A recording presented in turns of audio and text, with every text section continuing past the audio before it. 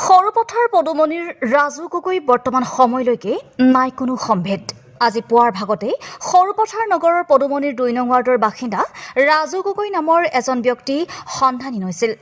পৰিয়াল তথা ওচৰ চুবুৰীয়া সকলো লোকে গোটেই দিনটো বিচাৰ খোচাৰ কৰিও কোনো সম্ভেদ পোৱা নাই ব্যক্তিজনৰ। সৰুপথাৰ সমজিলাৰ জন্ম মৃত্যু পঞ্জীয়ন কাৰ্যালয়ৰ জ্যেষ্ঠ সহায়ক হিচাপে কৰ্মৰত ৰাজু গগৈ নামৰ ব্যক্তিজন পুৱা প্ৰাতঃ ভ্ৰমণ কৰিবলৈ গৈছিল আৰু সেই সময়ৰ পৰাই সন্ধানহীন হৈ আছে তেওঁ। ইফালে ওচৰৰে এগৰাকী মহিলাই পুৱাৰ ভাগত পদুমনি পাৰঘাটত থকা ধনশিৰি নদীৰ দলঙৰ ওপৰত ৰাজু গগৈক দেখা পাইছিল বুলি এক খবৰ ওলোৱাত সৰুপথাৰ আৰক্ষীয়ে SDRF বাহিনীৰ সহযোগত সন্দেহজনকভাৱে ধনশিৰি নদীত এক অনুসন্ধান চলায়, কিন্তু তাতো কোনো সম্ভেদ লাভ কৰিবলৈ সক্ষম নহ'ল। সকলোৰে আশা তেওঁ সুস্থ শৰীৰে ঘৰলৈ উভতি আহিব। ইতিমধ্যে ৰাজু গগৈ ঘৰত তেখেতৰ সন্ধানহীনৰ খবৰ পাই বিভিন্ন লোকেৰে ভৰি পৰিছে বাসগৃহ।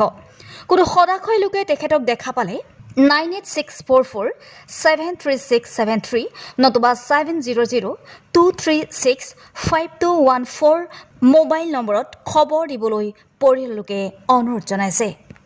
আজি ৰাতিপুৱা মানে কি হয়, সদায় নিচিনা ডেইলি মৰ্ণিং ৱাক কৰিবলৈ যায় 6টা বজাত। 6টাৰ পৰা 6:30 ভিতৰতো 6:30 বা 7টাৰ ভিতৰত ডেইলি গুচি আহে। কেতিয়াবা মানে কি হয়, আমাৰ এই ৰাজীৱহঁতৰ কেতিয়াবা ৱৰ্কশ্বপত কেতিয়াবা বহি থাকে আৰু গাড়ী চাড়ী চাবলৈ লাগে, কেতিয়াবা কিবা কিবি চাবলৈ আহি থাকে আৰু তেনেকৈ। তাৰপৰা মানে ভাবিছোঁ আৰু আহি যাব বুলি। তাৰপৰা মানে 7টা বজাত দেখি মায়ে ক'লে অহা নাই বুলি। তেতিয়া মই ঘৰৰ পৰা ওলাই পেলাই চালোগৈ ক'ত আছে হেৰি কি নাই বুলি। তেতিয়া মই চালোঁহি পটককৈ। তাৰপৰা মই তিনিআলিলৈকে ওলাই আহিলোঁ, তিনিআলিটো নেদেখিলোঁ। তাৰপৰা মই ভাবিছোঁ চাগৈ গা চা বেয়া লাগিলে নেকি, হস্পিটেলতে সোমালে নি। তেতিয়া হস্পিটেলত আহিলোঁ চাবলৈ। হস্পিটেলত গৈ সোমাই চালোঁ, গোটেই ইমাৰ্জেঞ্চি চবতে চালোঁ, ক'তো নাই। তাৰপৰা মই ৰাজীৱ দাক ফোন কৰিলোঁ। ৰাজীৱ দা আহি পেলাই গোটেই টাউন আমি গোটেই বিচাৰিলোঁ। তাৰপৰা মোৰ সন্দেহ হ'ল কি হেৰি বৰপথাৰ ব্ৰহ্মকুমাৰী আশ্ৰমত আছেগৈ নেকি, আশ্ৰমতো চালোঁগৈ, তাতো নাই। আমি গোটেই বৰপথাৰ গোটেইখিনি চালোঁ আৰু ক'তো বিচাৰি পোৱা নাই। এটা অসমবাসীক এইটোৱে অনুৰোধ যাতে মোৰ দেউতাক সোনকালে বিচাৰি দিয়ে। মই বহুত অনুৰোধ কৰিছোঁ চবকে, দেউতাক যাতে সোনকালে বিচাৰি দিয়ে আৰু।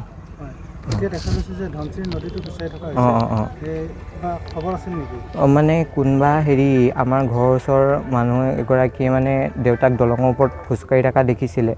তাৰ ভিত্তিত মানে OC ছাৰে ক'লে হেৰি, সেইকাৰণে মানে এটা সন্দেহ থাকে মনৰ, যাতে দেউতা ইয়াত নাথাকক। মই সেইটোৱে ভাবিছোঁ, তেতিয়া য'তে আছে ভালে থাকক, মই সেইটোৱে চিন্তা কৰি আছোঁ আৰু। এতিয়া